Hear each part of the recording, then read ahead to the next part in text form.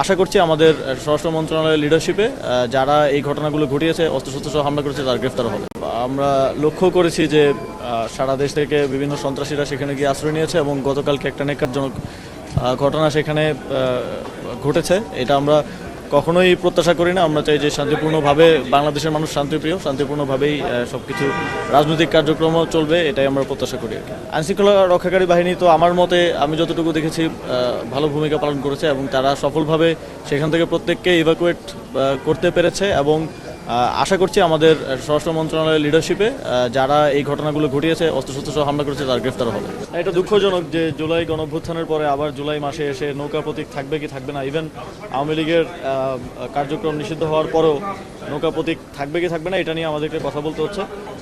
with all due respect, যেহেতু আমাদের election commission সাংবিধানিক প্রতিষ্ঠান এবং আমি সরকারের একটা অংশ হিসেবে না, আমি বাংলাদেশের একজন নাগরিক হিসেবে এবং জুলাইয়ে যারা জীবন দিয়েছে, যাদেরকে হত্যা করা হয়েছে,